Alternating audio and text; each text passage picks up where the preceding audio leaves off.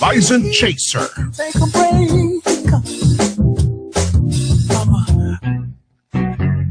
You know what I'm saying? Happy, sha-la-la. It's so nice to be happy, sha-la-la. Everybody should be happy, sha-la-la. It's so nice to be happy, sha-la-la. Happy, sha-la-la. It's so nice to be happy, sha-la-la. It's so nice to be happy, sha-la-la. It's so nice to be happy. I wanna take you to my world to be happy. Okay, narito na po ang ating kalusugan. Ang tamang paggamit po ng antibiotics ay dapat matutunan dahil makakasama pala ito kapag mali ang paggamit nito. Ang antibiotics o mga gamot na tumutulong labanan ng iba't ibang uri ng infeksyon sa katawan ay tumutulong itong puksain ang iba't ibang uri ng bakterya at maliliit na organismo na nakapasok po sa ating katawan. Ngunit kung ang mga antibiotic ay gagamitin ng mali, maaaring makakasama lamang ito imbis na makatulong. Maaaring magkaroon ng drug resistance itong mikrobyo sa katawan at sa kalaunan ay hindi natatablan po ng kahit na anong gamot. At dahil dito, ang sakit ay mas lulubha at maaaring hindi na gumaling. Paano ito maiwasan? Ang drug resistance sa mikrobyo natin. Huwag basta-basta uminom ng antibiotic. Magpakonsulta muna sa doktor kung hindi ito mabuti ang iyong pakiramdam. Inumin ang antibiotic ayon sa payo ng doktor at pharmacist at kumpletuhin ang niresitang gamutan. Huwag itigil ang gamutan kahit maramdaman pa na parang bumuti na yung unang araw ng pag-inom ng antibiotics. Bumili lamang ng antibiotics sa mga lisensyadong butika ng FDA upang makasiguro na dekalidad ang iniinom mong gamot. Huwag manghiram o gumamit ng reseta na hindi ilaan sa iyo. Ang kalusugan ito ay hatid sa iyo ng Healthcare Maneha Inc. At para sa ating sensya, Everybody should be happy. It's so nice to be happy. I just pray you'll never run away. Can't wait another way. Won't you try? Won't you happy? It's so nice to be happy.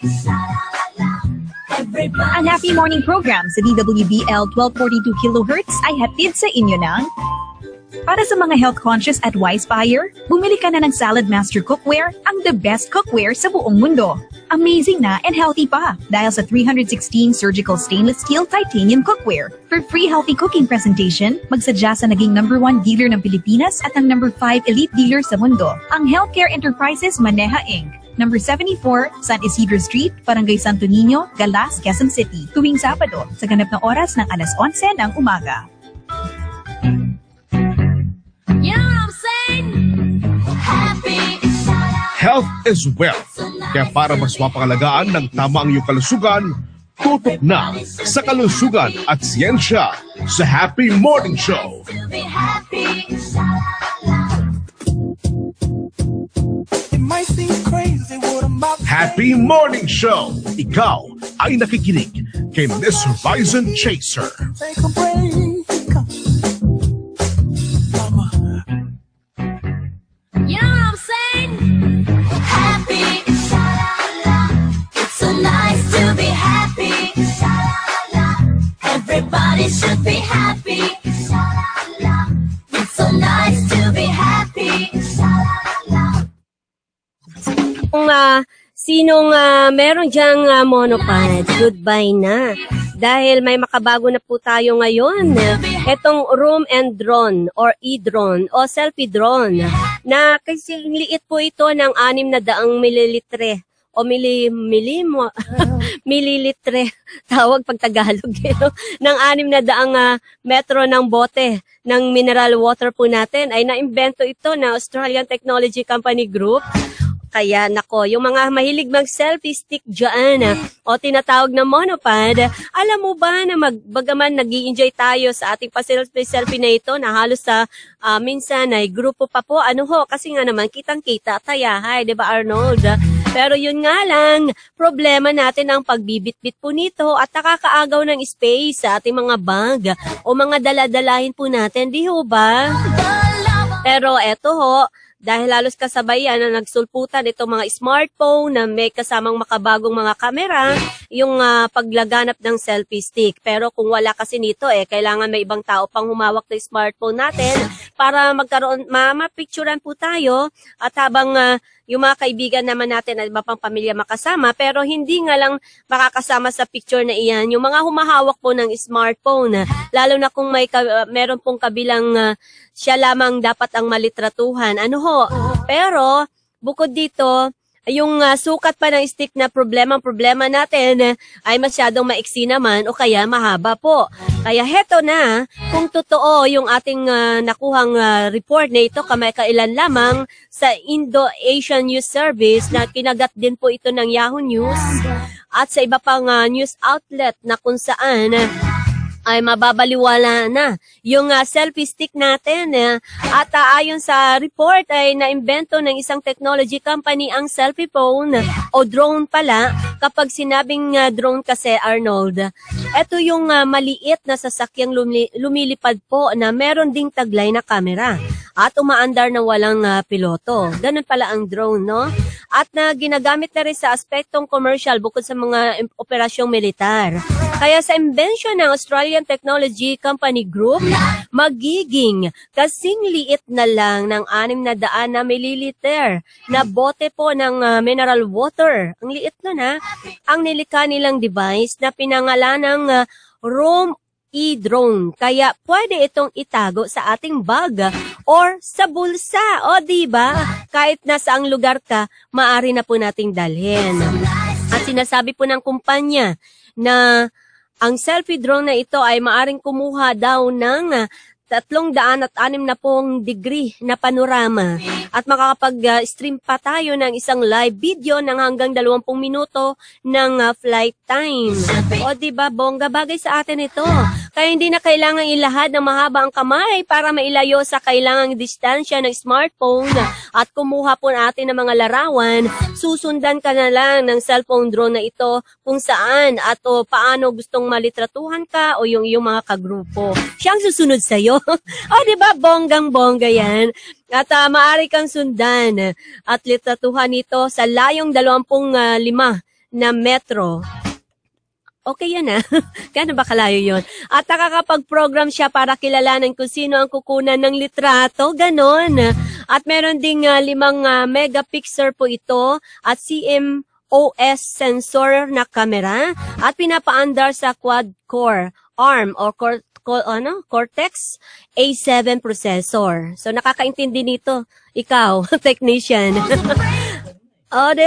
O, diba? Bongga na. So, ayon sa Mashable website, meron ng ibinentang Roam e-drone sa bansang Australia. Kaya pumunta na po kayo sa Australia kung gusto nyo maka-update agad. Kaya si Coning Rodriguez dyan, baka pumunta na. Kaya nitong nagdaang linggo nga, itakdang ibebenta ito sa ibang bansa sa buwan na ito. Mula Honyo. Kaya masakit nga lang ito sa bulsa kasi alam mo ba kung magkano Arnold, mga listeners natin. Pag-ipon-ipon na sa halagang $265 sa peso natin, mahigit po ito 12,000. Mga 12,400 or 300 plus. Ganon. Katumbas yan na ating salapi. O hala, at least naka-update po kayo. Pumunta kayo ng Australia. Naroon ang ating mga taga-healthcare. Yan ang pasalubong nyo sa akin Madam Maneha. Sir Arman. Gusto ko yan at gamit na gamit yan. Gusto ko ng Roam e-drone. Yan ang aking pasalubong sa mga nasa Australia. Okay, at alam mo ba, isusunod na natin yung kalusugan pa din na marami ang nakakain ng fungus na hindi alam.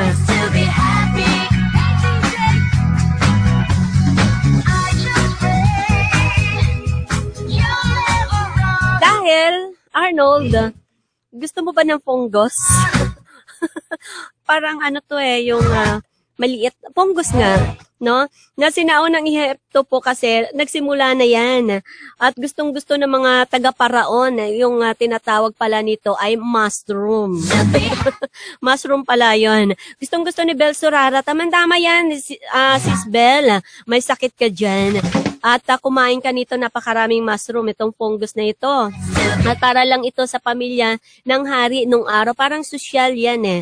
Kapag kinakain mo is isang fungus o yung mushroom ay kasing level mo ang mga hari, lalo ng mga taga-paraon. Kaya tinatawag ito ng mga taga-Romano na pagkain ng mga Diyos. Makakain nga para magmukhang Diyos. At inahain lang nila ito sa special na mga okasyon po. Sa mga Grego naman, alam niyo po ba, noon ay mga piging din kung saan may mushroom din po at pangunahing inihahain at naniniwala sila na nagbibigay ito ng lakas sa kanilang mandirigma. Kaya kung may war dyan, kumain lamang ng fungus na ito. Kaya sa ngayon, ang mushroom ay hindi lang para sa mga piling tao na. Kumakain nito ang maraming tao sa buong mundo. Kumakain ka rin ba ng mushroom, Arnold? Mga listeners, lahat na nga kahit sino, kasi kung gusto natin, at pwede na. Alam niyo po ba kung ano ang kinakain mo? Ito ba ay hayop, gulay o iba pa? At paano ito pinatutubo? Kaya masustansya ba ito ang tanong? At kapag nakakita ka ng ligaw na mushroom, anong dapat nating gawin? Ituro natin yan. Kaya para masagot po natin ang mga katanungan na ito, magbiyahe naman tayo sa bansang Sydney, Australia at patungong Metagon dahil isang napakagandang bayan po yan na bulubunduking lugar sa timog ng New South Wales na kung saan ay pinuntahan na natin yan. Isa lang sa ano lang po yan, sa imahinasyon. Pero mararating pa rin po natin yan. Dahil happy po tayo dito sa Happy Morning. Naroon kasi ang ating kaibigan na si Noel Harold na kung saan may taniman po yan ng mushroom. Paano mag-alaga? Dahil isang microbiologist nga ito si Noel na kung saan ang eksperto po ito sa mushroom. Kaya nag-aral yan sa iba't ibang bansa tungkol sa pag-alaga ng mushroom. Kaya siya ay bumalik sa bansang Australia para mag-alaga ng mushroom at ng ibebenta nito. Yung mushroom ay may mga fungus po ito. Isang pamilya ng mga organismo na tinatawag na kinabibilangan ng amag. Ang paliwanag niya. Kaya alam niyo po ba, ang biologo na ito ay mga fungus o halaman. Pero alam na natin ngayon ang iba't ibang uri ng halaman. Halimbawa nga po, hindi na kailangan ng amag ang photosynthesis nito dahil karaniwan sa mga halaman meron talaga niyan at pwede itong tumubo na po sa dilim at naglalabas ito na matatapang na enzyme o pag matapang ang enzyme talaga, asahan natin na healthy yan at talagang lalakas po tayo dyan. At tumutunaw ito sa mga organikong bagay para maging mahalagang nutriente po at nagsisilbing pagkain po nito sa atin. Kaya ang naibang prosesong ito ay isang dahilan kung bakit hindi rin maituturing na hayop itong amag dahil hindi ito halaman o hayop at ginagawa sila nito ng ating mga biologo ng sariling klasifikasyon, ang fungi kingdom. Kaya mahalin na natin ang mga fungus na yan, yung mga amag na yan.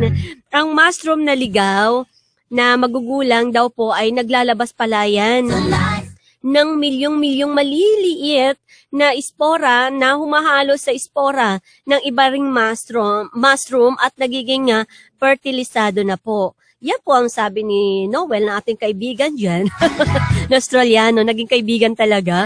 Kaya kapag ang mga espora daw po ay napunta sa malamig at mahalumigmig na lugar na puno ng organikong bagay, nagiging mushroom na pala. Gawa tayo, kaya yung may mga bodega dyan na nakatiwangwang lang at madilim, di ba no Arnold? Pwede nang magtanim ng mushroom. Kaya po itong tips natin, kaya uulit-ulitin nyo na lamang po ito sa YouTube mga mahalating listeners. At maaari na po tayo magkaroon ng mushroom na napakamasustansya. Mahalin natin ang amag na ito dahil masustansya po. Kaya ginagaya na po yan, yung pag-aalaga ng mushroom na ito, yung proseso na yan dahil sa artificial na kalagayan para mas maganda at marami po yung ating ani dyan. Kaya sinasabi pa ni Noel, na hindi daw po pare-pareho ang pag-aalaga palayan ng iba't ibang uri po ng mushroom. Kaya halimbawa, yung puting mushroom, no, ang gagawin natin. O kaya yung button mushroom ay tinatawag din na pinaka-popular yan na uri sa buong daigdig at ay hiyang palayan sa pasteurisadong pataba. Ang ibang uri naman daw po ay tumutubo sa mga troso lang or sa mga boteng may binutel. Kaya tablang, o kaya naman po pala yung tabla-tabla lang na gawa na sinasadyang gawin at sinisiksik na kusot o sako na puno ng nabubulok na halaman, pwede rin po yan. Kaya sa libu-libong kilalang uri ng mushroom, meron pong 6 na pulang ang inaalagaan para lang po ibenta. 6 na pulang yon. Kaya piliin po natin ang tamang mushroom. Kaya inalagaan yan ng ating kaibigan na si Noel, yung mushroom, sa mga abandonadong tunnel ng train malapit sa Metagon. Kaya dalaw na po kayo doon. Gawa rin tayo dito. Tamang-tama yan para magparami tayo rito. Sa bagay, kailangan din kasi malamig ang lugar. Sa mainit din kasi sa atin. Lagyan nyo na lang po ng aircon. Yung bodega nyo dyan na nakatiwangwang lang para lumamig. O kaya punuin ng ice. So, ayan ho, ay talaga napakaganda at masarap po talaga tong ihain sa ating pamilya. Pero marami pong uri yan na iba't ibang putahe. Kaya lang, sa susunod po ng ating kalusugan sa Tuesday, ay magluto tayo ng mushroom. Gamit po ang napaka-healthy rin ng cookware ng Healthcare Maneha Inc. Dahil hindi po ito naglalabas ng chemicals na mula po sa kaldero. So yan po, hindi masasayang ang ating mushroom na napaka-healthy na marami vitamina or nilalabas na enzyme na matitinding enzyme. Kaya hindi masasayang po yan kapag po ang gamit natin na cookware ay 316 titanium surgical cookware. Dapat 316 Arnold. Yun yung grado, kumbaga sa ginto, 24K. Sa kaldero, dapat 316 titanium pa ha. Yung titanium na yan, Arnold, yan yung ginagamit kapag kailangan ng bakal sa ating katawan, sa loob ng katawan. Mga nababali na ang buto, di ba? Pinapalitan ng bakal.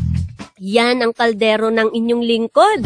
Kaya kung gusto niyo pong lutuan namin kayo, mag-text po kayo sa 0917-921-5467. Free po yung pagluluto, pero may qualification po tayo. 2 lang. I-text niyo po ako kung ano yon. Basta free po yung 4 na klase ng luto. At lulutuan namin kayo ng mushroom na napaka-healthy. Okay, at sa susunod, iisa-isahin natin paano magluto ng mushroom, Arnold. Kasama ka dyan. At isusunod naman natin ang beauty tips para pa rin sa kalusugan. Down, down, down, down, down. Happy, sha-la-la. It's so nice to be happy, sha-la-la. Everybody should be happy, sha-la-la. Ang Happy Morning program sa DWBL 1242 kHz ay hatid sa inyo ng para sa maayos na kinabukasan at mabilis na serbisyo, ang East West Bank Pony Serrano ang bahala sa iyo. Tiyak sigurado ka sa happy lifestyle mo. Inland Tour and Travel Agency, the corporate building, 2nd floor, 240 Rizal Avenue Extension, Puerto Princesa City, Palawan, Philippines. Telephone number 6348-723-1629 or 6348-434-1508. Like us on Facebook. Para sa gusto magpadisenyo ng lugar, building at bahay, ang Studio Supremo Architectural Design ang bahala. Pang-international ang disenyo ni Architect Errol Supremo. Like Studio Supremo on Facebook or visit www.studiosupremo.com.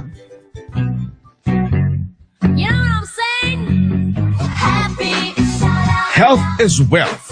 Kaya para mas mapangalagaan ng tama ang iyong kalusugan, tutok na sa Kalusugan at Siyensya sa Happy Morning Show. To be happy, sha-la-la. It might seem crazy what I'm about to Happy Morning Show. Ikaw ay nakikinig kay Miss Horizon Chaser. take a break. Mama, You know what I'm saying? Okay, nagbabalik po ang ating kalusugan pa dahil sa ating beauty tips naman. Mga dating maputi ay nagpapaitim naman. Aha, so dito po sa ating bansa, napakaraming gustong pumuti naman. Di ho ba kabaliktaran? Puti noon, kayo manggi ngayon. Kaya eto talaga nagbabago naman yung ating mga idea dyan sa ating balat. Bakit ba maganito? Alam niyo po ba mga malating tagapakinig? At Bel Sorara, gusto mo bang pumuti? At syempre pa yung iba nating Hi Kuning Rodriguez, ang ating broker dyan, gusto rin pumuti. At si Juliet sa Panta Cruz, ay talagang nagpapaputi yan. Diba, sis Juliet? Ayan, so ano sa palagay po natin ang palatandaan ng mabuting kalusugan, ha? Para sa maraming taga-Europa po kasi, doon sa Hilagang Amerika, alam niyo po ba, sila ay may makintab at may kayumangging katawan. Ngunit hindi dating ganito yung kanilang mga idea dyan sa pangangatawan ay skin nila po. Dahil maraming taon nang nakalilipas, etong mga babaeng taga-Europa po pala ay nagsusuot sila ng malalapad na sombrero para po ay maproteksyonan sila sa init at nagdadala ito ng mga payong upang hindi sila maarawan. So, ganun katindi kanilang protection sa kanilang mga balat. Dahil may maputing balat po sila na tinuturing na palatandaan ng pagiging isang maharlika. Yan. So, ganun.